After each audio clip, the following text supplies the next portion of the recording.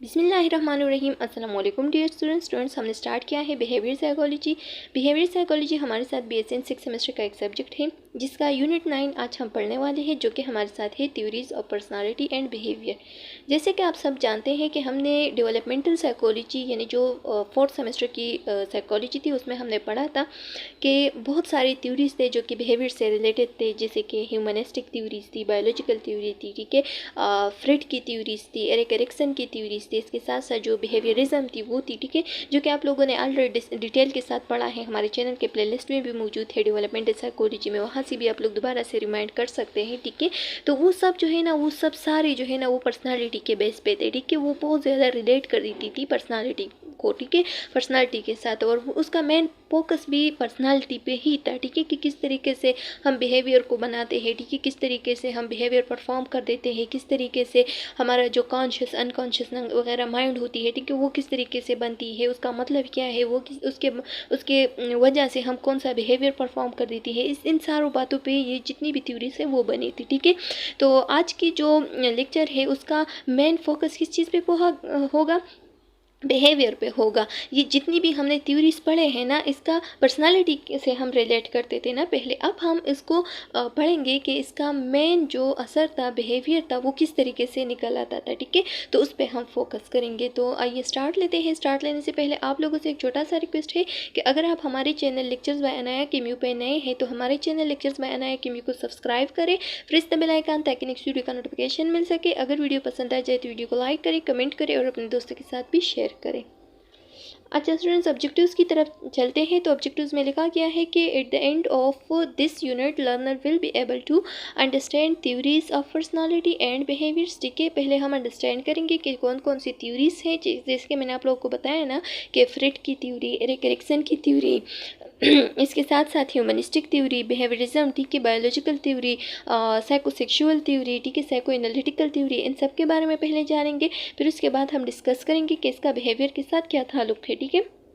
Discuss the relevance of this theory to the development of healthy personality, ठीक है। और फिर उसके बाद जो है ना इसका जितना भी रिलेवेंस है, जितना भी रिलेटिव जितनी भी चीज़ें हैं उसको हम डिस्कस करेंगे कि ये किस तरीके से पर्सनालिटी से रिलेट करती है, ठीक है, यानी हेल्दी पर्सनालिटी को ये किस तरीके से डेवलप करती है, इसकी वजह से हम कहते हैं ना कि डेवलप होती है। तो मेन फोकस हमारा इस चीज़ पे होगा। Identify various theories of assessing personality, ठीक है, और डिफरेंट थ्योरीज को, डिफरेंट वेज को हम मालूम करेंगे, ठीक है, कि वो किस तरीके से हमारी पर्सनालिटी को हम किस तरीके से मतलब असेस करते हैं, ठीक है। Identify various ways of assessing personality, और फिर इसके बाद जो है ना डिफरेंट वेज को मालूम करेंगे, पॉजिटिव वेज देखेंगे जिसके ज़रिए से हम अपने पर्सनालिटी को असेस कर सकेंगे।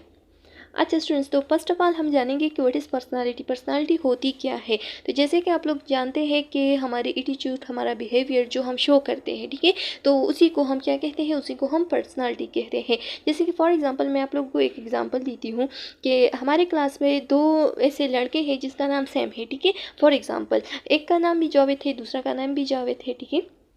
तो अब जब भी हम किसी से कहेंगे कि जावेद ने ऐसा काम किया, ठीक है, तो वो कहेगा कि कौन सा वाला जावेद, वो जो ऐसा बोलता है, वो जो ऐसा चलता है, वो जो ऐसा कपड़े पहनते हैं, ठीक है, उसके बारे में वो कहेगा कि वो वाला, यानी कि वो दूसरा जो लंबा है, जो ऐसा चलता है, जो ऐसा करता है, ठीक है।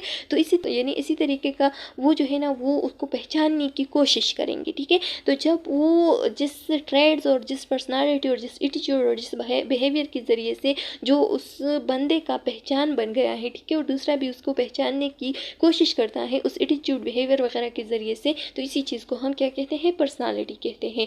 सो लिखा गया है कि personality refers to the relatively stable characteristic. ये क्या होती है, स्टेबल करेक्टरिस्टिक होती है, ठीक है, ये चेंज नहीं कर सकते ये लोग, ठीक है, ऐसे करेक्टरिस्टिक होते हैं जो कि इसके लिए स्टेबल होती है। जैसे कि फॉर एग्जाम्पल वो लंबा है तो वो तो अपने आप को अब छोटा नहीं कर सकता ना, उसका स्टेबल करेक्टरिस्टिक है। That differentiate one person from another, जो कि एक पर्सन दूसरे पर्सन से उसके ज़रिए से, उस ट्रेड के ज़रिए से, उस बिहेवियर के ज़रिए से, उस एटीट्यूड के ज़रिए से, उस पर्सनालिटी के ज़रिए से अलग होता है दूसरे बंदे से, ठीक है। And that lead people to act in the consistent and predictable manner, जो कि इंसान को क्या कर देती है, जो कि इंसान को उसके माइंड में एक प्रिडिक्टेबल मैनर जो है ना उसको बना देती है। ठीक है, जब भी आप उससे फिर कहेंगे कि मतलब जैसे कि मैंने आप लोगों को बताया कि जावेद ने ऐसा किया, ठीक है, तो आप लोगों के माइंड में अब एक इमेज सा आ गया ना कि जावेद की बात हो रही है, तो अब तो दो जावेद है, कौन सी जावेद की बात हो रही है, वो जो बड़ा है, वो जो लंबा है, वो जो ऐसा चलता है, वो जो ऐसा बोलता है। ठीक है, तो आपके माइंड में जो प्रेडिक्टेबल जो ऑलरेडी एक चीज़ प्रेजेंट थी, ठीक है, तो वो जो है ना आपके माइंड में दोबारा से रिमाइंड हो गया। ठीक है, और आप जो है ना उसके सारे एक्ट्स को रिमाइंड करके अब उसको पहचानने की कोशिश करेंगे। ठीक है, बहुत डिफरेंट सिचुएशन में वो उसी मैनर को अपनाता है। ठीक है, और वो एक्सटेंड पीरियड से वो उसी चीज़ को क्या करता है, बार बार परफॉर्म करता है। ठीक है, जब भी वो बोलता है तो वो तोतला बोलता है, तो वो बचपन से ही ऐसा है। ठीक है, तो ये चीज़ जो है ना वो लॉन्ग टाइम से एक्सटेंड टाइम से वो करता है, इस वजह से उसकी पहचान बन गई है। अच्छा, पर्सनालिटी को अब डिफाइन किया गया है कि द इंड्यूरिंग और lasting pattern of behaviour. Enduring का क्या मतलब है, यानी ये स्टेबल होता है। ठीक है, इंड्यूरिंग मतलब स्टेबल। ठीक है, स्टेबल बिहेवियर जो होता है, स्टेबल और लास्टिंग पीरियड का क्या मतलब है, यानी लॉन्ग लास्टिंग है। ठीक है, बहुत ज़्यादा टाइम से ऐसा होता चल रहा है उसका बिहेवियर एंड थॉट्स है, उसकी सोच। ठीक है, अक्रॉस टाइम एंड सिचुएशन, हर एक सिचुएशन और हर एक टाइम में वो ऐसा ही होता है। तो इसी चीज़ को हम क्या कहते हैं, पर्सनालिटी कहते हैं। अच्छा, अब हमारे साथ आ गया है डिफरेंट थ्योरीज, जो कि हमने ऑब्जेक्टिव्स में पढ़ा कि हमारा पहला ऑब्जेक्टिव होगा डिफरेंट थ्योरीज के बारे में। तो उसमें the first one is psycho analytic theory. जैसे कि आप लोग जानते हैं कि ये प्रेजेंट किया था सिगमंड फ्रेड ने। ठीक है, और सिगमंड फ्रेड ने डिफरेंट और भी थ्योरीज और भी स्टेजेस डेवलप किए थे, जो कि आप लोगों को ऑलरेडी याद भी होगा। ठीक है, लेकिन फिर से थोड़ा रिमाइंड कर लें, क्योंकि इससे MCQs आ सकते हैं। ठीक है, इसको रिमाइंड करना है। तो उसने जो है ना ईगो और सुपर ईगो की बात की थी। इसके साथ साथ उसने conscious mind, free conscious mind और जो अनकॉन्शियस माइंड है उसके बारे में बात की थी। अगर आप लोगों ने डेवलपमेंटल साइकोलॉजी सही से पढ़ी है ना तो आप लोगों को याद होगा। और इसके साथ साथ उसने डिफरेंट स्टेजेस की, जो साइकोसेक्सुअल स्टेजेस थे उसके बारे में बात की थी, जिसमें हमारे साथ 5 स्टेजेस थे, ओरल था, इनल था, फिलिक था, लेटेंसी एंड जेनिटल था। ठीक है, तो ये सब जो है ना MCQs में आ सकते हैं, इसको रिमाइंड रखना है। ठीक है, अच्छा, लिखा गया है कि what is the structure and development of personality. अब ये जो साइको एनालिटिक थ्योरी है ये हमें बताती है कि स्ट्रक्चर और जो डेवलपमेंट है पर्सनालिटी के वो किस तरीके का है। ठीक है, तो अकॉर्डिंग टू सिगमंड फ्रेड ने बताया था साइको एनालिटिक थ्योरी में कि much of behaviour is caused by part of personality, कि ज़्यादातर बिहेवियर जो है ना ये हमारे साथ असल में पर्सनालिटी की वजह से ही होती है। ठीक है, और ये हमारी पर्सनालिटी का पार्ट ही बन जाता है फिर। ठीक है, जैसे कि मैंने आप लोगों को बताया कि हम जब किसी चीज़ को ज़्यादा अरसे से परफॉर्म करते हैं, किसी भी काम को, ठीक है, या किसी भी बिहेवियर को, तो वो हमारी पर्सनालिटी का एक पार्ट बन जाता है कि ये इंसान ऐसा करता है। ठीक है, और ये उसकी पर्सनालिटी ऐसी बन गई है, वो हमारा पहचान पर बन जाता है। जब हम किसी बिहेवियर को अपनाते हैं, मतलब कि हम ज़्यादा गुस्सा होते हैं, ठीक है, तो कोई भी जब हमारे बारे में बात करेगा तो वो कहेगा वो जो बार बार गुस्सा होता है वही इंसान के बारे में आप बात कर रहे हैं। ठीक है, तो ये हमारी पर्सनालिटी के एक पार्ट बन गई है, which are found in the various in the unconscious and of which we are unaware. ठीक है, जो कि हमारे लिए अनकॉन्शियस और हम ज़्यादातर इसी पार्ट से अनअवेयर भी होती है। ठीक है, हमें पता नहीं चलता कि हम ऐसा करते हैं, लेकिन दूसरों को पता चलता है और दूसरे जो है ना हमारी पर्सनालिटी का एक पार्ट बना देता है। फ्रिट्स 3 लेवल ऑफ अवेयरनेस। अब कॉन्शियसनेस या अवेयरनेस की 3 लेवल्स है, उसमें जो फर्स्ट वन है वो है the unconscious mind, sorry the conscious mind.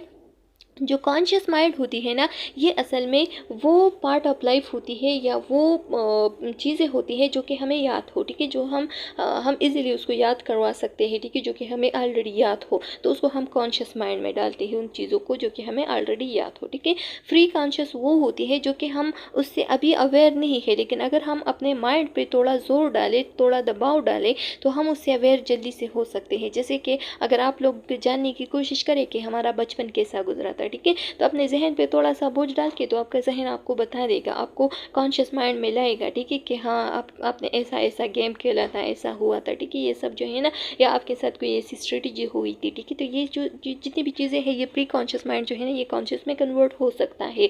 और अनकॉन्शियस वो होता है जिससे हम बिल्कुल अनअवेयर होते हैं। ठीक है, जो कि हम भूल जाते हैं। तो जितनी भी चीज़ें हम भूल जाते हैं तो उसको हम अनकॉन्शियस माइंड में डालते हैं। अच्छा, अब यहाँ पे कॉन्शियस, अनकॉन्शियस और सुप्रीम कॉन्शियस को डिफाइन किया है कि the three level of consciousness, जो 3 लेवल है वो कौन कौन से हैं। कॉन्शियस माइंड है। कॉन्शियस माइंड कौन सा होता है? Mind think we are focusing on, जिस पे हम फोकस करते हैं, जो कि हमें ऑलरेडी याद हो, ठीक है। फ्री कॉन्शियस माइंड वो होता है जो कि करेंटली हमें याद नहीं है, करेंटली हम उससे अनअवेयर हैं, लेकिन अगर हम उस पर थोड़ा सा फोकस करें तो हम अवेयर हो सकते हैं।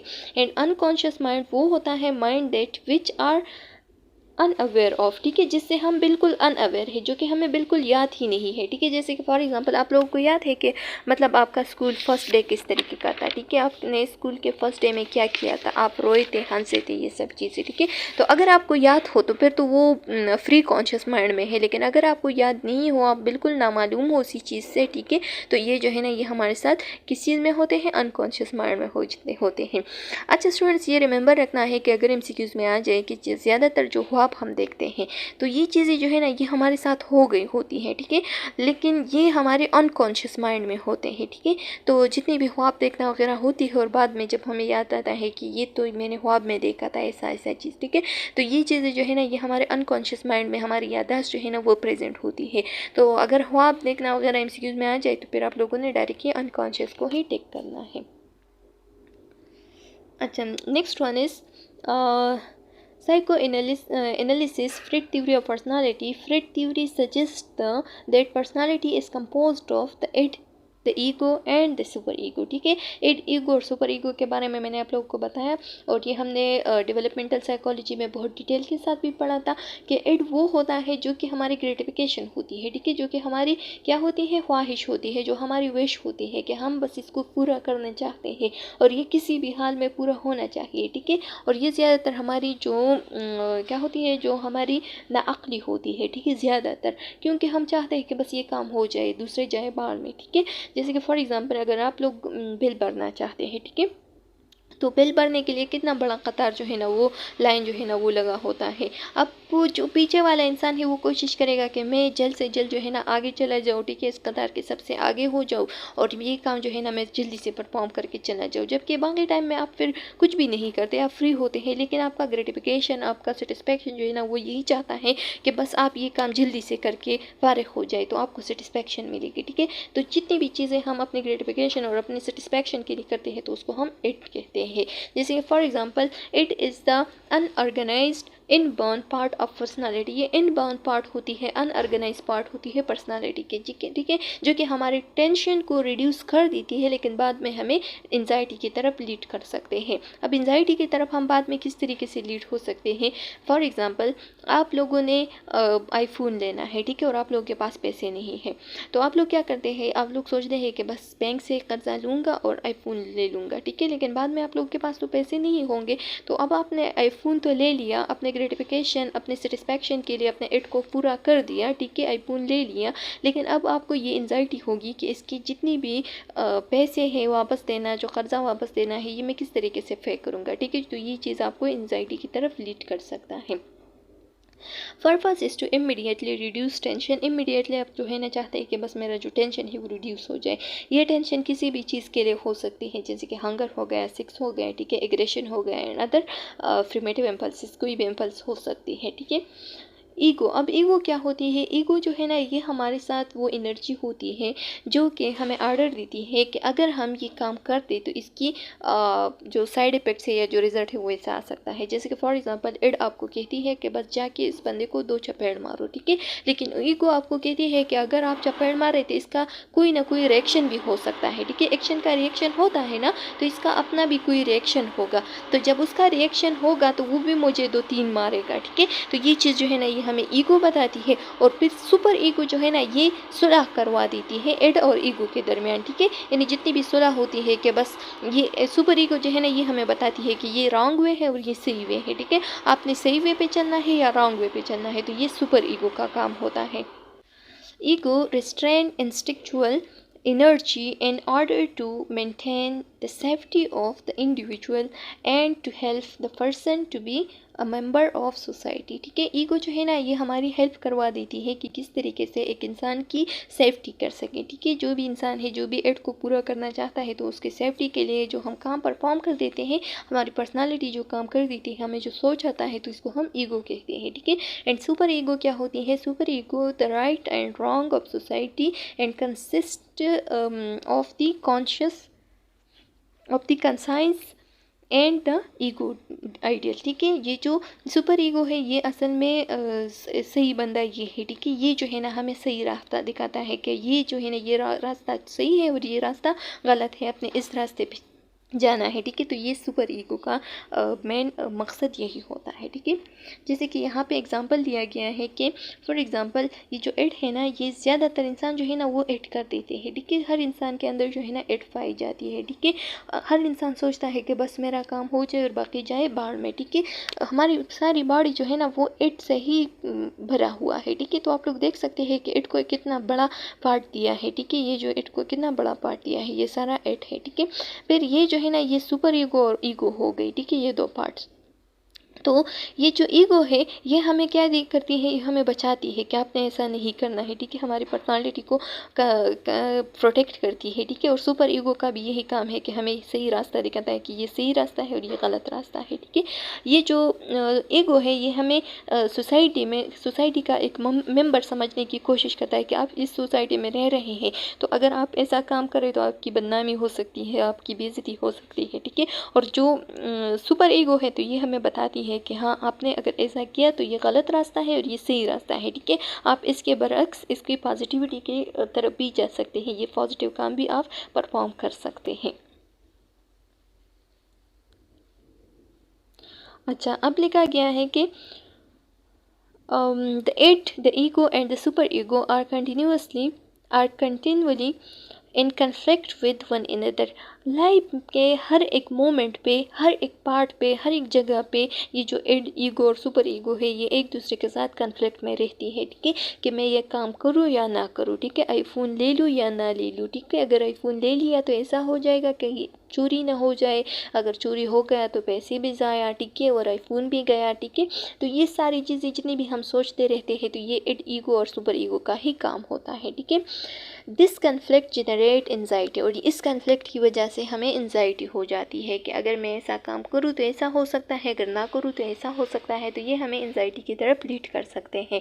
If the ego did not effectively handle the resulting anxiety, अगर ईगो ने सही तरीके से जो मतलब अगर आपने ईगो को सही तरीके से हैंडल नहीं किया, ठीक है, और आप एड की तरफ चले गए, जैसे कि मैंने आप लोग को बताया ना कि आईफोन ले लिया कर्जे से, तो फिर आपको एंजाइटी ही रिजल्ट में मिलेगी। और क्यों मिलेगी? क्योंकि आपने आईफोन ले लिया, अब आप पे कर्जा आ गया। ठीक है, तो ये चीज़ जो है ना आपको एंजाइटी की तरफ लीड करेगी, और जब भी आप एंजाइटी में चले जाते हैं तो आप अपना डेली लाइफ टास्क भी परफॉर्म नहीं करते। ठीक है, आपका जो फंक्शन है वो भी ख़राब हो जाता है। तो इंटरप्ट फंक्शन जो है ना ये एंजाइटी की वजह से हो जाती है। The ego tries to control anxiety, अब ईगो जो है ना वो फिर कोशिश करती है कि एंजाइटी को कंट्रोल कर सके। ठीक है, तो इसके लिए जो मैकेनिज़्म यूज़ होती है एंजाइटी को कम करने के लिए, तो उसको हम कहते हैं ईगो डिफेंस मैकेनिज़्म। अब ईगो डिफेंस मैकेनिज़्म क्या होती है तो इसके बारे में हम नेक्स्ट स्लाइड में डिटेल के साथ बात करेंगे। ठीक है, दिखा गया है कि डिफेंस मैकेनिज्म, अब आप लोग इस पिक्चर्स में देख सकते हैं, ये जो पिक्चर दिया गया है ना, अब ये बंदा जो है ना ये कहता है कि बस मैं एक काम कर दूँ। ठीक है, मैं इस बंदे को मार दूँ, जान से मार दूँ, कत्ल कर दूँ, जो भी है। ठीक है, तो ये जो है ना ये हमारा एड है, अपने अंदर की सेटिस्फैक्शन के लिए हम एड को परफॉर्म कर देते हैं। लेकिन ईगो को आप लोग देख सकते हैं, ईगो जो है ना उसको रोकने की कोशिश करते हैं। ठीक है, जब ईगो उसको रोकती है तो ईगो उसे कहती है कि नहीं ये गलत काम है, ऐसा ना करो। ठीक है, अगर आप ऐसा करेंगे तो आपको उसकी साइड से भी कोई रिएक्शन मिल सकता है। ठीक है, और ये जो सुपर ईगो है ना ये इसके हाथ में रेड कार्ड है। ठीक है, ये एम्पायर है फॉर एग्जांपल कोई गेम है। ठीक है, और इसके हाथ में रेड कार्ड है कि अगर आपने किसी को मारा, गेम के रूल्स को ब्रेक किया, तो आपको इस गेम से निकाला भी जा सकता है। ठीक है, आपको इतने सालों के लिए गेम से निकाला जा सकता है। तो ये चीज़ जो है ना ये हमें सुपर ईगो बताती है। ठीक है, तो इस एग्जाम्पल का समझ आ गया होगा। अच्छा, लिखा गया है कि when the inner war get out of hand is the result anxiety. ठीक है, अगर आपकी इनर जो इड है वो अगर आपके हैंड में आ गया, ठीक है, आउट ऑफ कंट्रोल हो गया, ईगो की तरफ नहीं चला गया, इट को परफॉर्म कर दिया, तो ये चीज़ आपकी एंजाइटी की तरफ लीड कर सकता है। ईगो प्रोटेक्ट इट सेल्फ या डिफेंस मैकेनिज्म। अब फिर उसी चीज़ को, उसी एंजाइटी से बचाने के लिए जितनी भी हम मैकेनिज्म को परफॉर्म करते हैं तो उसको हम क्या कहते हैं, डिफेंस मैकेनिज्म कहते हैं। ठीक है, तो ये आप लोगों ने रिमेंबर रखना है। जैसे कि आप लोगों को पता होगा ना कि किसी भी मोटिव को अचीव करने के लिए हम क्या कर देते हैं, हम जो है ना उसके लिए पूरा कोशिश कर देते हैं। लेकिन जब हम अपने लिए कोई गोल्स को सेट कर देते हैं, ठीक है, कि मैंने ये गोल जो है ना मैंने बस MBBS करना है, ठीक है, लेकिन जब हमारा वो गोल पूरा नहीं होता तो हम फ्रस्ट्रेशन की तरफ चलते हैं, और जब हम फ्रस्ट्रेटेड हो जाते हैं तो ये चीज़ हमें एंजाइटी की तरफ लीड करती है। जब एंजाइटी हो जाती है तो हमारे ईगो जो है ना वो हर्ट हो जाती है, ईगो के साथ साथ हमारा सेल्फ रिस्पेक्ट डाउन हो जाता है। ठीक है, जब सेल्फ रिस्पेक्ट डाउन हो जाता है तो इसी चीज़ से, इस एंजाइटी से, इस ईगो से, इस सेल्फ रिस्पेक्ट को ख़त्म करने के लिए, मतलब इसको बरकरार रखने के लिए, इसको बचाने के लिए जो हम मैकेनिज्म को यूज़ करते हैं, तो इसी चीज़ को हम क्या कहते हैं,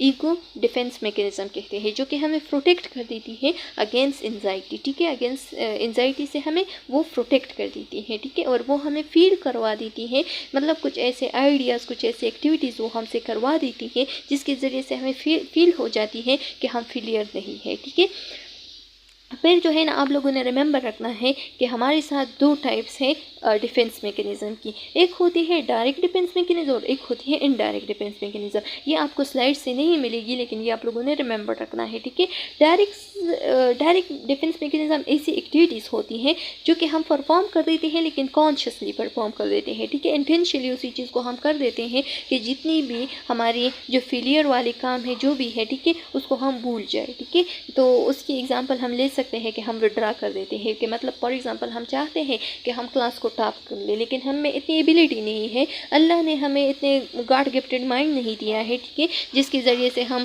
क्लास को टॉप कर सके। ठीक है, हम एवरेज स्टूडेंट है, तो इस वजह से हम इसी चीज़ को नहीं कर सकते, तो इस वजह से आप क्या कर देते हैं, उसको विड्रा कर देते हैं कि बस मुझसे नहीं होता, मैं जैसा हूँ वैसा ही परफेक्ट हूँ। ठीक है, तो ये जो है ना ये आपको कॉन्शियसली आपने ये काम परफॉर्म किया, या आप अपने एफर्ट्स को, अपने ट्राइज को बढ़ा देते हैं कि बस इस बार नहीं हुआ, नेक्स्ट टाइम मैं ज़्यादा स्टडी करूँगा तो मैं नेक्स्ट टाइम जो है ना ज़्यादा मार्क्स लूँगा या टॉप कर सकूँगा। ठीक है, तो ये चीज़ जो है ना आपकी एफर्ट्स और ट्राई वगैरह ज़्यादा होना या विड्रा करना, ये जो है ना ये डायरेक्ट डिफेंस मैकेनिज्म है। ठीक है, तो डायरेक्ट डिफेंस मैकेनिज्म में आप लोगों ने याद रखना है कि ये कॉन्शियसली हम कर देते हैं, तो जो भी हम कॉन्शियसली करते हैं उसको हम डायरेक्ट डिफेंस मैकेनिज्म कहते हैं। MCQs पॉइंट ऑफ व्यू से रिमेंबर रखें। ठीक है, अच्छा, अब इनडायरेक्ट डिफेंस मैकेनिज्म कौन सा होता है? इनडायरेक्ट डिफेंस मैकेनिज्म ऐसा होता है कि वो काम जो कि हम अनकॉन्शियसली करते हैं। ठीक है, अनकॉन्शियसली का क्या मतलब है? अनकॉन्शियसली का मतलब ये है कि फॉर एग्जांपल हम कुछ ऐसे एक्टिविटीज़ हमसे हो जाते हैं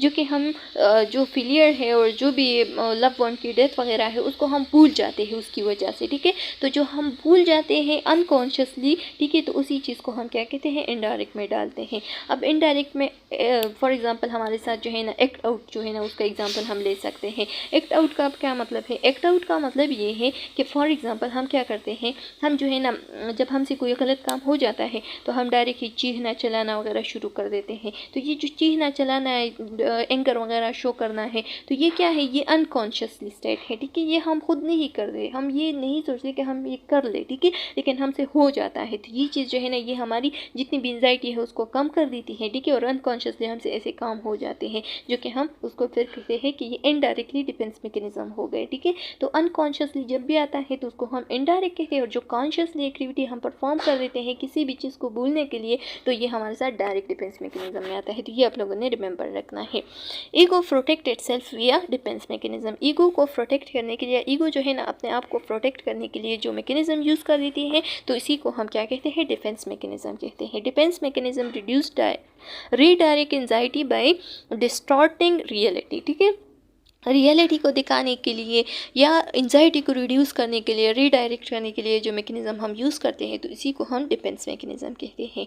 अब ईगो डिफेंस मैकेनिज़्म का डेफिनेशन लिखा गया है। इसके उस पॉइंट ऑफ व्यू से ये भी रिमेंबर रखें कि a defence mechanism is a psychological tendency. ये एक साइकोलॉजिकल टेंडेंसी है जो कि क्या करवा देती है, that the ego uses to help prevent people from becoming overwhelmed. ठीक है, जो कि लोगों की हेल्प करवा देती है कि वो एंजाइटी की तरफ जो चले गए हैं, उसकी एंजाइटी जो है ना उसको कम कर दे। ठीक है, जो इड की वजह से जो एंजाइटी काज हो गई है, या इड ईगो और सुपर ईगो की कन्फ्लिक्ट की वजह से जो एंजाइटी आ गई है, जो बोझ इंसान पे आ गया है, तो उसको प्रोटेक्ट करने के लिए, उसके अगेंस्ट जो है ना इंसान को प्रिवेंट करने के लिए ये चीज़ जो हम मैकेनिज़्म यूज़ करते हैं, तो इसी मैकेनिज़्म को हम क्या कहते हैं, ये हमारे साथ ईगो डिफेंस मैकेनिज़्म होती है।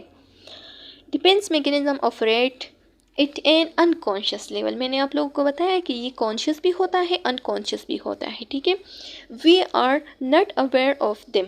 इससे हम अवेयर नहीं होते अगर अनकॉन्शियसली हो गया। ठीक है, यानी जो इनडायरेक्ट हो गया, इनडायरेक्ट डिफेंस मैकेनिज्म हो गया, मतलब कि इनडायरेक्टली हम जो है ना उसी चीज़ को जब भूल जाए, तो ये हमारे साथ फिर क्या होती है, ये जो है ना इससे हम अवेयर नहीं होते फिर। ठीक है, However, we may later become aware। लेकिन बाद में हम शायद हो सके कि वो चीज़ हमें याद आ जाए। ठीक है, और हम उससे अवेयर हो सके। ठीक है, तो अब डिफरेंट मेथड है डिफेंस मैकेनिज्म की। तो उसमें जो, तो अब द फर्स्ट वन क्या है, repression. Repression pushing unacceptable and anxiety producing thoughts into the unconscious involve intentionally forgetting but not consciously done. ठीक है, ये हमारे साथ वो मेमोरीज होती है, वो चीज़ें होती हैं जिसको हम भूलने की कोशिश नहीं करते, हम नहीं चाहते कि हम भूल जाए। ठीक है, लेकिन हम वो भूल जाते हैं।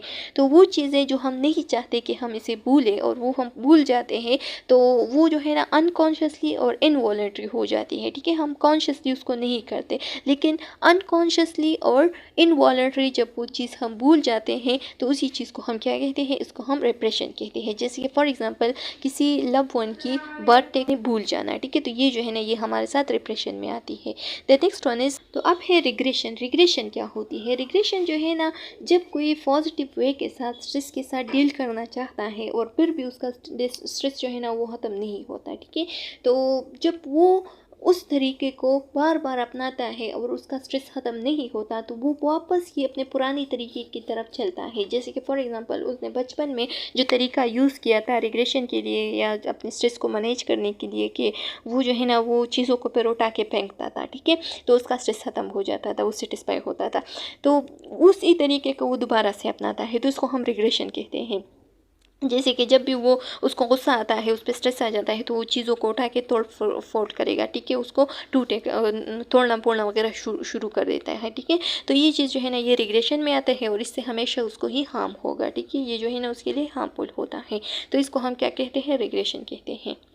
अच्छा, नेक्स्ट वन जो है ना वो है रिएक्शन फॉर्मेशन। रिएक्शन फॉर्मेशन में क्या होती है, रिएक्शन फॉर्मेशन में लिखा गया है कि replacing in anxiety producing formation feeling with its exact opposite. ठीक है, इसमें हम क्या करते हैं, इसमें ज़्यादातर हम ऐसी चीज़ें करते हैं जिसकी वजह से हमें स्ट्रेस होती है, लेकिन हम दिखाते कुछ और है। ठीक है, हम करते कुछ और है, दिखाते कुछ और है। जैसे कि फॉर एग्जांपल हम जो है ना हम ऐसा काम करते हैं जो कि सोसाइटी से हम मतलब उससे शर्मिंदा होती है उस काम के लिए। ठीक है, या हमारी बेइज्जती होती है उस काम में, तो उसको हम छुपा के रखते हैं और हम उसको उसके सामने जो है ना उसको सोसाइटी के सामने हम अच्छे बनने की कोशिश करते हैं, और बिल्कुल अपोजिट, उसके एग्जैक्ट अपोजिट चीज़ या एग्जैक्ट अपोजिट फीलिंग जो है ना हम सोसाइटी को दिखाते हैं। जिसके यहाँ पे एक एग्जांपल दिया गया है जो कि हमारे इस्लाम के और जो हमारे कल्चर के बिहाफ है। ठीक है, मतलब उसके खिलाफ है, लेकिन फिर भी लिखा गया है कि for example a man who is anxious about his interest in gay. ठीक है,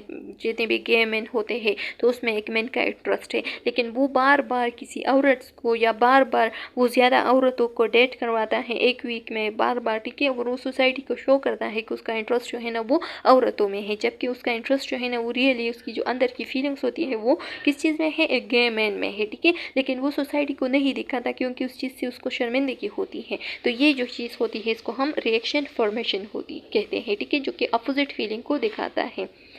अच्छा, the next one is sorry rationalisation. अब रेशनलाइजेशन आप लोग जानते भी हैं, बार बार मैंने आपको डिस्कस भी किया है कि रेशनलाइजेशन में क्या होती है, जब हम किसी चीज़ को लिंक्ड कर देते हैं, ठीक है। जब हमसे कोई गलत काम हो जाता है तो हम उसको लिंक्ड कर देते हैं कि उसने भी ऐसा किया था, ठीक है। अगर मैंने कर दिया तो ये क्या कौन सा गलत काम हो गया या बड़ा काम हो गया, ठीक है, कौन सा पहाड़ टूट गया। तो जब हम किसी चीज़ को किसी दूसरे बंदे से रेशनल कर देते हैं, उससे हम लिंक्ड कर देते हैं, तो उसको हम क्या कहते हैं, रेशनलाइजेशन में डालते हैं, ठीक है। जैसे कि फॉर एग्जांपल कोई टीचर आके आपसे कहता है कि आपने नकल नहीं करना है या आप क्यों नकल कर रहे हैं, तो वो आपको कहता है कि आपने कौन सा अच्छा पढ़ाया है जो आप ही आके हक जताने की कोशिश करते हैं कि क्यों नकल कर रहे हैं, ठीक है। तो ये चीज़ जो है ना गलत रेशनल करना, गलत लिंक्ड करना चीज़ों को, तो ये हमारे साथ किस चीज़ में आते हैं, रेशनलाइजेशन में आते हैं। इससे अपने स्ट्रेस को वो मैनेज करने की कोशिश करता है, ठीक है।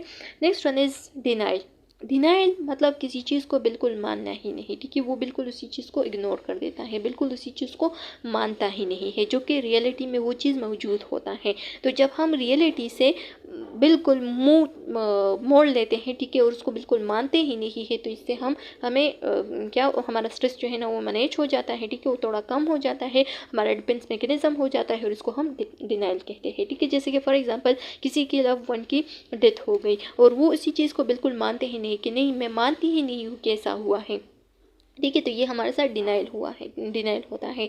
या किसी की एज के बारे में जब हम ज़्यादातर औरतों से एज के बारे में पूछते हैं तो हम कहते हैं कि आप लगते 30 ईयर की हो, ठीक है, और वो कहते नहीं मैं तो अभी 12 साल की हूँ। तो ये चीज़ जो है ना ये क्या होती है, अपनी उम्र से मुँह मोड़ना है, ठीक है, मतलब कि वो डिने कर देती है कि मैं इतनी एज की हो गई हूँ। अब जो नेक्स्ट हमारे साथ आ रहा है वो है डिस्प्लेसमेंट। डिस्प्लेसमेंट क्या होती है, मतलब किसी एक चीज़ की बड़ा दूसरी चीज़ पे निकालना है, ठीक है। जैसे कि फॉर एग्जांपल आपके ऑफिस में कोई आपसे गलत काम हो गया या आपका किसी के साथ झगड़ा हो गया बाहर, ठीक है, जो भी गलत काम हो गया है और आप आके घर में बच्चों के साथ उसको मारना पीटना वगैरह शुरू कर देते हैं या बीवी के साथ लड़ना झगड़ना शुरू कर देते हैं, तो ये चीज़ जो है ना ये डिस्प्लेसमेंट होती है, ठीक है। किसी एक चीज़ की गुस्सा जो है ना दूसरी चीज़ पे निकालना, तो ये जो है ना ये डिस्प्लेसमेंट हो गई।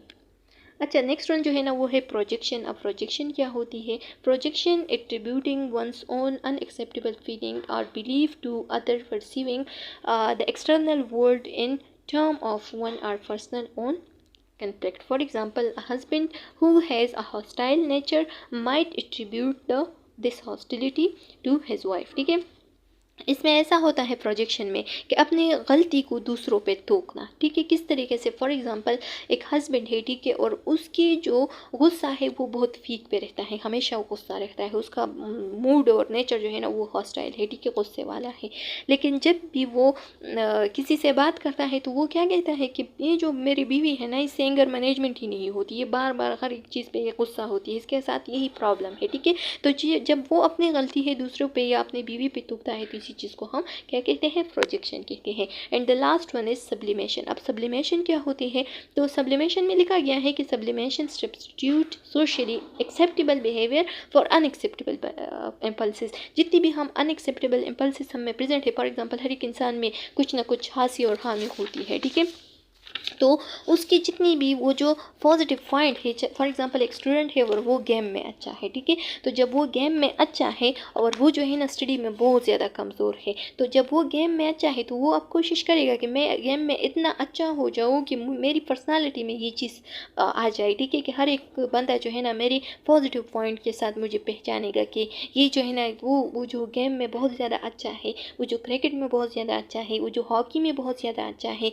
वो बहुत लायक बंदा है, ऐसा है वैसा है, ठीक है। तो ये चीज़ जो है ना वो अपनी नेगेटिव पॉइंट को अब छुपाने की कोशिश करता है पॉजिटिव पॉइंट में, ठीक है, कि मतलब उसकी जो हामी है वो किसी को भी नज़र ना जाए कि वो जो है ना बार बार फेल होता है ये, बल्कि वो यही याद करे कि वो बार बार ट्रॉफी को जीतता है, ठीक है। तो ये चीज़ जब हम करते हैं तो इसको हम सब्लिमेशन कहते हैं। तो चलो स्टूडेंट्स, उम्मीद है कि यहाँ तक आप लोग को समझ आ गया होगा। नेक्स्ट लेक्चर में हम इस चैप्टर को कंटिन्यू करेंगे।